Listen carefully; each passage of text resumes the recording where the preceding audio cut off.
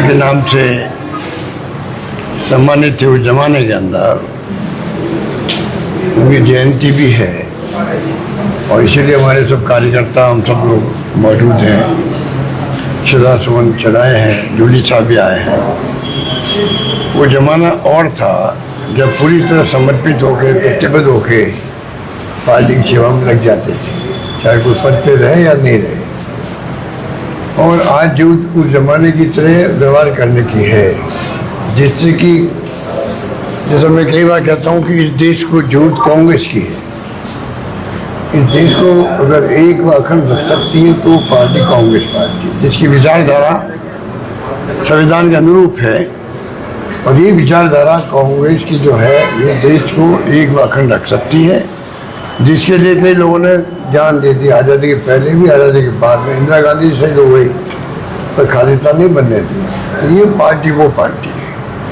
देश को जरूरत कांग्रेस की है और कांग्रेस में मजबूत होना और आवश्यक है, ज़्यादा मजबूत होना। राहुल गांधी लग गए उस काम में। और कांग्रेस जनों से मैं आह्वान करना चाहूँगा कि टाइम वो है जब सब एकजुट हो जाओ। अगर कांग्रेस मजबूत होगी तो देश मजबूत होगा। अगर ये भावना हमारी है, उसके अनुरूप भी फिर हम लोगों को सारे मतभेद बुलाओ, आपस के अंदर एकजुट हो और पार्टी को मजबूत करने का काम करो, ये मेरा मानना है। तो बरकत साहब की जयंती के उपलक्ष्य में एक अवसर आता है, मौका आता है, जब कोई पूर्व मुख्यमंत्री या सीनियर नेता की जयंती हो या पुण्यतिथि हो, तो हम सोचते हैं कि कुछ तो संकल्प करें। तो यही भावना मेरी आज के दिन है। अमित शाह जी ने नए कानून को लेकर अमित शाह जी ने इंटरव्यू दिया नए कानून को लेकर, जो संसद के अंदर लाया गया कि नेता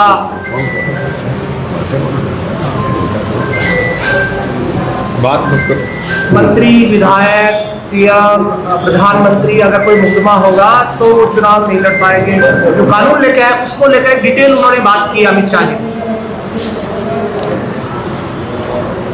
देखिए, अमित शाह जी गृह मंत्री हैं और गृह मंत्री के रूप में उनका जो अप्रोच है बिल्कुल डिफरेंट है, बिल्कुल डिफरेंट है। क्या वो कहते हैं, क्या बोलते हैं। अब एक कानून नया लाने की जरूरत क्या पड़ गई अचानक ही। इधर राहुल गांधी की यात्रा शुरू हो रही है वोट चोरी को लेके, शानदार रेस्पॉन्स मिल रहा, पूरा बिहार की जनता सड़कों पे आ गई है। और इधर अमित शाह जी अचानक कानून लेके आ गए, किसी को पूछा ही नहीं कि कोई जेल जाएगा, 30 दिन तक रहेगा जेल में, तो वो अपने पद से इस्तीफा दे देगा। इनको पूछो भाई ऐसा स्थिति क्या बन गई देश के अंदर। कितने लोग थे जो जेल में गए और इस्तीफा नहीं दिया, कितने लोग थे। जयललिता जी थी, लालू यादव थे, झारखंड के मुख्यमंत्री थे, सबने इस्तीफे दिए। खाली केजरीवाल ही नहीं दिए कि वो पार्टी के अध्यक्ष थे, उनको डर होगा भाई कि मेरी पार्टी टूट जाएगी, नहीं दिया होगा। पर इसका मतलब ये नहीं कि आप उसके लिए ऐसा कानून लाओ जो कि मतलब सबको भय पैदा कर दे देश के अंदर। ईडी, इनकम टैक्स या सीबीआई के जो आज दबाव में चल रही है स्थिति, जो इश्यू बन चुका, सुप्रीम कोर्ट कई कमेंट कर चुका है इनके ऊपर, ईडी के ऊपर भी। तो अगर आप ऐसा कोई केस बना करके आप किसी को फंसा दो और वायदा में जमात नहीं हो, कई बार जमात नहीं होती कोर्ट से, और फिर आप उसको पद से हटा दो, ये जो नई जो नकारात्मक सोच रखते हैं ना ये लोग, यही सोच इस पार्टी को और इस सरकार को ले डूबेगी। मैं कहना चाहता हूँ हर मुद्दे को देश देख रहा है, देश देख रहा क्या हो रहा है देश के अंदर। हमारे यहाँ के लोग अनपढ़ भी हो सकते हैं, इतना बड़ा मुल्क है, 140 करोड़ जनता का, कम पढ़े लिखे हो सकते हैं, पर अक्ल होशियारी में कोई कम उनका मुकाबला नहीं है। वो सब समझते हैं क्या देश हो रहा, कॉमन सेंस एक्स्ट्रा ऑर्डिनरी उनका है। और वो देख चुका देश। इंदिरा जी भी चुनाव हार गई थी उस जमाने के इमरजेंसी के बाद में, पूरी कांग्रेस साफ हो गई उत्तर भारत के अंदर। और 1.5-2 साल में आंधी चली इंदिरा जी के वापस। उस वक्त भी हम सब MP बन के गए थे। तो कहने का मतलब ये कि फिर बाद में भी ऐसा हुआ है, कई बार सरकारें चली गई, सरकारें नहीं आ गई। इसलिए ये जो गृह मंत्री तो जहाँ तो कहाँ तो वल्लभ भाई पटेल की बात ये करने लग गए। उनका बनाया स्मारक भी बनाया था अंदर वहाँ मोदी जी ने गुजरात के अंदर। तो कुछ तो प्रेरणा लो अमित शाह जी, आप गृह मंत्री रहे हुए तत्कालीन सरदार वल्लभ भाई पटेल से कुछ तो प्रेरणा लो। क्या उनका व्यवहार, उनकी सोच ऐसी थी क्या जो आपकी है? ये तो तय करो कम से कम, तुलना तो करते हो। आप इतने बड़े पद पर बैठे हो, गृह मंत्री का पद तो बहुत सम्मानित पद होता है जो देश की रक्षा करता है, इंटरनल सिक्योरिटी भी ध्यान को रखता है। और क्या हो रहा है, ये प्रधानमंत्री जी को कन्विंस नहीं कर पाए कि आपको मणिपुर जाना चाहिए। क्या गृह मंत्री ड्यूटी नहीं है क्या कि गृह मंत्री प्रधानमंत्री को कहे कि आपको सब काम छोड़ के मणिपुर जाना चाहिए? 2-2.5 साल हो गए आग लगी हुई है, कितने लोग मर गए वहाँ पर, कितने रेप हो गए। मुख्यमंत्री खुद कह रहा है पत्रकारों को, अरे तुम बात करते 100 की 1000 रेप तो हो चुके होंगे, ऐसे ही कुछ भाषा वो बोले थे। क्या बोले वो? मुख्यमंत्री बोल रहा है कि मेरे हाथ में कुछ नहीं रहा है। नंगा करके और तो घुमाया गया वहाँ पर, क्या नहीं हुआ। ऐसे राहुल गांधी 2 बार चले गए वहाँ पर जो विपक्ष में थे।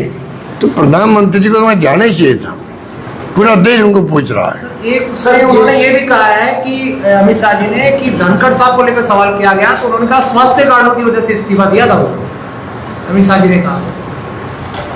देखिए ऐसा तो उदाहरण आपको पहला मिला होगा देश में नहीं दुनिया के अंदर।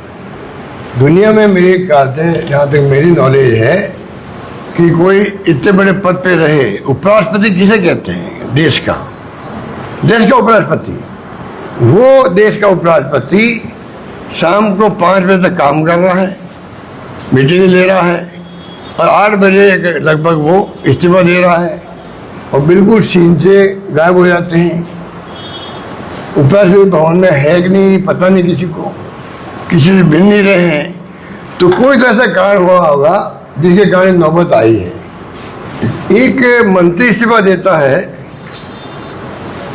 तो हाउस में, लोकसभा में, राज्यसभा में कई बार स्पष्टीकरण दिया जाता है क्या कारण रहा है। और उपराष्ट्रपति का इस्तीफा हो गया और कोई स्पष्टीकरण नहीं है, ना उनकी तरफ से ना सरकार की तरफ से। अब लीपापोती कर रहे हैं, इतने दिन से वो बाहर आ नहीं रहे हैं, पूरा देश पूछ रहा है वो है कहाँ पर, चिंतित है। पूरी दुनिया में एक उदाहरण अलग बन रहा है। तो उसकी बदनामी से बचने के लिए अमित शाह जी ने ये जो नया जुमला बोला है कि वो स्वास्थ्य कारणों से इस्तीफा दिया है। तो क्या तो आप गए कोई मिलने के लिए उनसे? कोई मंत्री को भेजा आपने? PM नहीं गए, गृह मंत्री नहीं गए, कोई तो जाता। उनका एक डिप्टी मिनिस्टर चला जाता, राज्य मंत्री चला जाता। कोई गया मिलने के लिए भी आपकी तबीयत कैसे है? पूछा किसी ने? जब पूछा ही नहीं किसी ने तो ये आप इस प्रकार लोगों को भ्रमित कर रहे हो, देशवासियों को। लोग भ्रमित होने वाले नहीं है, पूरा देश पूछ रहा है। हमारा उपराष्ट्रपति था, अचानक वो गायब कैसे हो गया? पूछ रहा पूरा मुल्क इनको। ये दबाव में है, इसलिए इन्होंने एक नया सगुमा छोड़ा है कि वो तो स्वास्थ्य ठीक नहीं थी, इस्तीफा दिया, इसलिए वो घर पे ही है। ये भी बोल रहे हैं कि सुदर्शन रेड्डी ने जो आदिवासी थे उनके आत्मरक्षा का कानून खत्म कर दिया था, तो इस वजह से नक्सलवाद चला 2 दशकों तक। आपके उपराष्ट्रपति यूपीए के सुदर्शन रेड्डी के बारे में अमित शाह ने कहा कि उन्होंने आदिवासियों का कानून खत्म किया, वो नक्सलवाद में। अभी तो यार दंगल चल रही थी, अब तुम कल लेके आ गया, वो भी खत्म ही नहीं हुआ है। राजस्थान का उपराष्ट्रपति धनखड़ साहब रहने वाले यहाँ के, पूरा राजस्थान चिंतित है। वो चिंता तुम भी करो, अब तुम नहीं बात लेके आ गए। ये तो निपटते रहेंगे, चुनाव चलता रहे जब तक। मेन बात करो धनखड़ साहब कहाँ है और धनखड़ साहब को कब प्रकट करोगे? हम जाके मिलना चाहते, मैं मिलना चाहता हूँ। मैंने टेलीफोन किए 2-3 बार, मैंने नहीं किए, कई नेताओं ने टेलीफोन किए जो उनको जानते हैं। हमारे अच्छे संबंध रहे उनसे, कभी सिब्बल साहब को मैं सुन रहा था परसों, वो क्या मैंने कई फ़ोन कर दिए, मेरे अच्छे मित्र थे, कोई जवाब नहीं आ रहा है। तो क्या चिंता नहीं होनी चाहिए देश को, और प्रदेश वासियों को ज़्यादा चिंता होनी चाहिए। सर ये 55 रिफाइनरी है कौन सा, समझ में नहीं आ रहा। केंद्रीय मंत्री भी आए, केंद्रीय मंत्री बोल रहे हैं। रिफाइनरी को लेकर केंद्रीय मंत्री कल आए, सीएम भी गए, देखिए इन्होंने पूरा बर्बाद कर दिया। जो करीब लगभग 40,000 करोड़ 38,000 करोड़ का प्रोजेक्ट था ये, पहले लगभग 40,000 करोड़ का। जब हमने इसका शिलान्यास करवाया, सोनिया गांधी जी भी आई थी, वीरभद्र मोदी जी आए थे, मंत्री थे सब। मुझे बहुत दुख होता है कि हमारी सब योजनाओं को जब सरकार जाती है ये बंद कर देते हैं। बंद करते ही, चाहे वो गरीब की हो,